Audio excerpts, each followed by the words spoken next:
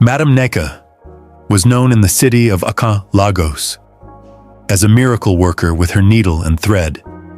People lined up every day, waiting for her to create the perfect dresses for weddings, parties, and other functions. It wasn't just that she made beautiful designs. She made rare designs that no one had ever seen in the world, and she was the fastest tailor they had ever seen. A dress that took other tailors weeks or even months, Madame Neka completed in just 1 hour. Yes, you heard that right. 1 hour. You would come into her shop, she would take your measurements, and by the time you returned, your outfit, with a rare design that no one else had, was ready for you. Sometimes, you could sit there and wait while she sewed your clothes. No one asked any questions because they were getting what no one else could give them. But there was one rule. You must never, under any circumstance, try on your clothes in her shop. Madame Neka's tailoring shop stood at the edge of the bustling Balogun market. Her reputation was legendary. People traveled from far and wide to have her create custom dresses that were unlike anything they had ever worn before. It wasn't just her designs that drew people in. It was her speed. Madame Neka could do it within an hour. Her designs were magical. Her ability to create clothes that fit perfectly was unbelievable, and she would deliver your dress the same day. But as impressive as her work was, there was one rule that you could never break. No trying on clothes in the shop. People accepted it without hesitation. They were too blinded by the convenience and beauty of her work. She was not like any other tailor shop where customers could go into a fitting room to check if their dresses were well fitted or needed adjustment. No, Madame Neka took your exact measurements, crafted the cloth with incredible precision, and then handed it to you in a beautifully wrapped package. Her customers would take the package home and try on their dresses in their homes. And once they left the shop, there was no bringing the dress back because the dresses always fit so perfectly. Some people gossiped about her rule behind her back, but no one complained because they got their clothes quicker than any other tailor. Other tailors in the city were very jealous of Madame Neka. She took all the customers away from them. Her shop was always full, with the lines spilling outside and around the shop. Until one day. It was a bright, sunny afternoon when Chioma entered Madame Neka's shop, accompanied by her 2 friends, Ada and Ngozi. Chioma was there to pick up a dress she had ordered for her cousin's wedding. She had told her friends about Madame Neka's skills and speed, and they couldn't believe the stories they had heard. Was it really possible for a tailor to make such perfect clothes so quickly? Could Madame Neka really make a dress in an hour? When they entered the shop, their jaws dropped. The shop was full of the most beautiful clothes they had ever seen. The dresses on display shimmered like they were made from silk and gold. Beautiful gowns, traditional wrappers, and modern designs adorned the mannequins. Ada was shocked as she ran her fingers lightly across the delicate embroidery on a dress. "Wow, I can't believe it! I have never seen anything like this," Ada said. "We should get our measurements taken too. I want a dress for my sister's wedding." "I told you," Chioma whispered back, feeling proud. "Just wait until you see how fast she works." Madame Neka was busy measuring a young girl when they walked in, but she quickly looked up and greeted them with a warm smile. She was an older woman with sharp eyes and hands that moved like lightning. There was something calm and kind about her face, but something in her eyes seemed to be always constantly watching to make sure everyone obeyed her rule. Chioma walked up to Madame Neka. "I'm here to pick up my dress, Madame Neka. I can't wait to see it." Madame Neka nodded and walked into a back room. She returned almost instantly, holding a dress wrapped in a beautiful silk bag. "It's all ready, dear," Madame Neka said, handing the bag to Kioma. "Remember the rule, no trying it on here." Kioma smiled, nodding. "Of course, madam. I'll try it on at home." Ada, on the other hand, admired the clothes so much that she wanted one for herself, and they were ready to wait for an hour to take the dress back home with them. Madame Nika grabbed her tape measure and measured Ada. While Madame Neka was busy with Ada's measurements, Ngozi walked towards a little corner, curious about the mysterious rule. As Kioma and Ada distracted Madame Neka, Ngozi spotted a beautiful green beaded dress on a mannequin. "Oh my goodness, I love this. I think it will fit me very well," Ngozi thought to herself. She wanted the dress, but she did not want to buy it without trying it on. As Ada was admiring the dress, another customer who was beside her whispered, "Are you seriously going to try that on?"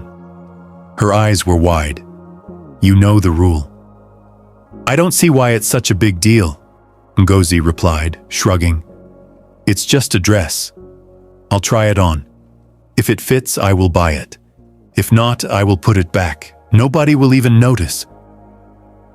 Without thinking twice, Ngozi snuck into a corner between two mannequins where Madame Neka couldn't see her, and she wore the dress on top of her own dress. But as soon as she put it on, something strange happened.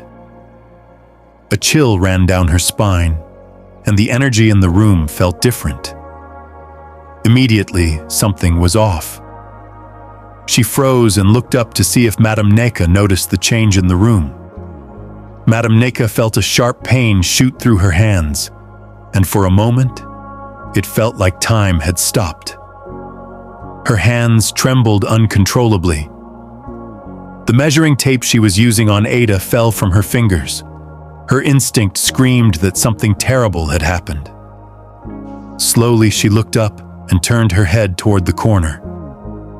When her eyes landed on Ngozi hiding between the mannequins, wearing the dress, everything inside Madame Neka screamed, "No! What have you done?" Madame Neka screamed, her voice filled with terror. Her once calm and composed face twisted into rage.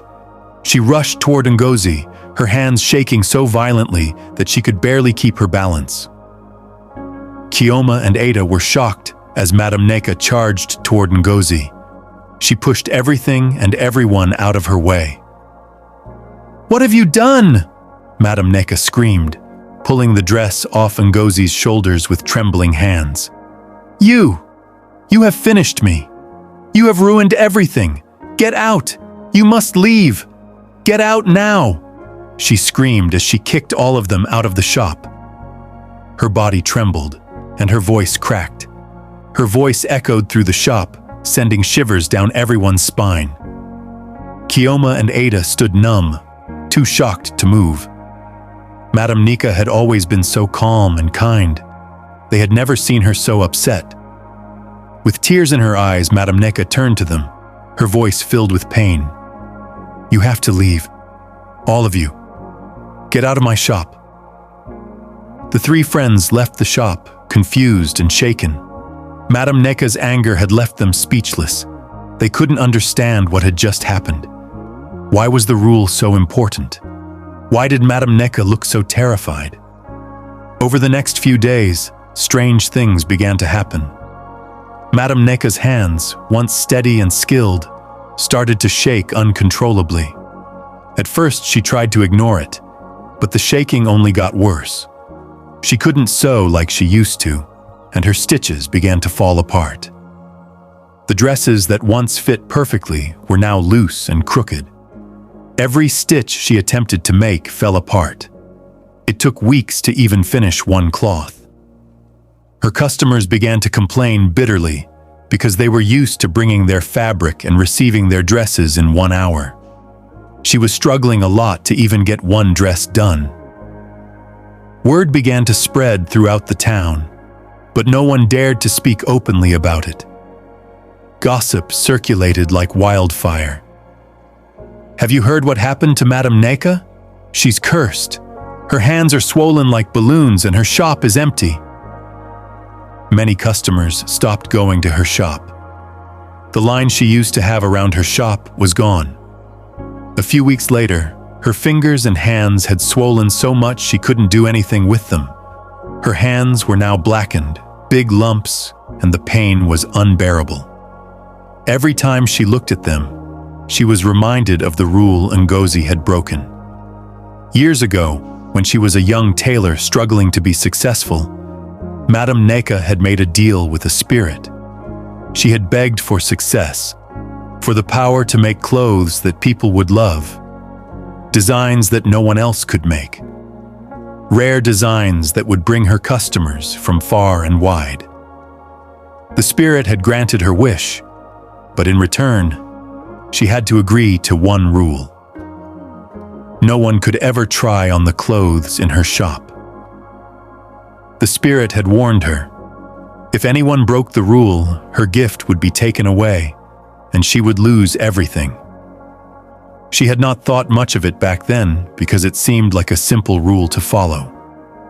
But now, because of Ngozi's curiosity, the rule had been broken. Day by day, her hands, which were so skilled and graceful, were now swollen and covered in blisters and sores. The skin rotted, and soon maggots crawled out of the disgusting wounds. The sight was horrifying, and the smell was unbearable. Madame Neka was in so much pain, but there was no cure for her suffering. Desperate and out of options, she went back to the man who had helped her gain the sewing powers in the first place. But there was no help for her. Every night she cried herself to sleep, knowing she was losing everything she had worked for. Her shop, her reputation, her dream. It was all going away. One evening, Kioma couldn't stand it anymore. She felt guilty for what had happened to Madame Neka. She knew it was Ngozi who had broken the rule, but she still felt responsible. She decided to visit Madame Neka, hoping to apologize. When she arrived at the shop, the door was unlocked, but the shop was empty. The beautiful dresses that had once filled the shelves were gone. The walls were empty, and the room felt cold and eerie. "Madame Neka, are you here?" Kioma called, her voice echoing in the silence. She heard a faint sound from the back room and slowly walked toward it. When she opened the door, she gasped. Madame Neka was sitting on the floor, her hands covered in bandages. Her face was pale and tired. She looked up at Kioma, her eyes filled with sorrow. I came to say I'm sorry," Kioma whispered, her voice trembling. "I didn't mean for any of this to happen." Madame Neka shook her head with a sad smile on her face. "It's not your fault, child. It was bound to happen sooner or later. The spirit has come for what it gave to me." Kioma's heart ached as she looked at Madame Neka, a woman who had once been so strong and proud, now reduced to this. She wanted to help, but she didn't know how. Madame Neka became a recluse, hiding in her shop, away from the prying eyes of the people. She knew there was no escaping her fate. The spirit had given her a gift, but she had failed to protect it. A month later, Kioma couldn't stop thinking about Madame Neka. Every time she looked at the beautiful dress she had picked up that day, her mind wandered back to the woman who had made it.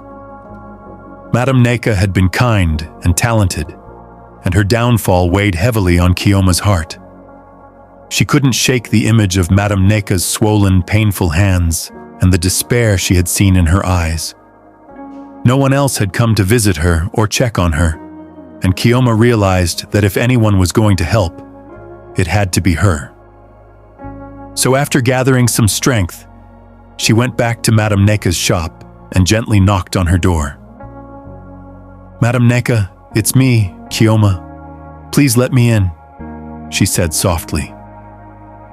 After a long pause, she heard shuffling footsteps approaching. Madame Neka opened the door, her eyes swollen from tears, her face pale and worn. She was clearly too weak to stand on her own. Without another word, Kioma stepped in, carefully helping her to sit down. She could see Madame Neka's hands, wrapped in cloth but still visibly swollen and covered in sores that hadn't started to heal. "You can't go on like this, Ma. We're going to get you help," Kioma said firmly, holding her hand. With Madame Neka barely able to resist, Kioma gently helped her up, and they took a taxi to the nearest hospital. When they arrived, the doctors were stunned by the sight of her inflamed, damaged hands. They examined her carefully, whispering among themselves. This level of swelling and sores was something they had rarely seen, and it made them wonder if something deeper was going on. "What could have caused this?" one of the doctors murmured as they began to treat the sores with the strongest ointments and medications they had. Despite their best efforts, Madame Neka's hands didn't respond quickly to the treatments.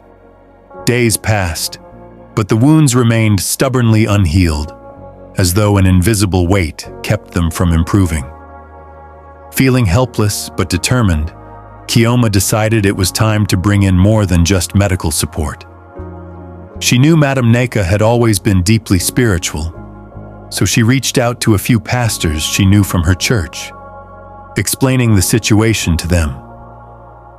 They agreed to come and pray for Madame Neka. The pastors arrived at Madame Neka's room early the next morning. With anointing oil, they began to pray fervently over her, seeking to break any curse that might have been cast upon her. Every day, Kioma sat with Madame Neka through every session of prayer and treatment, encouraging her to stay strong. The pastors prayed over her hands, her heart, and her mind, lifting her spirit each time they spoke. They even prayed over the entire shop, moving from room to room, blessing each corner to get rid of any lingering darkness. The praying continued for days, with Kioma staying close, giving comfort and reassurance. Slowly, the swelling in Madame Neka's hands began to decrease, and the sores started to close up.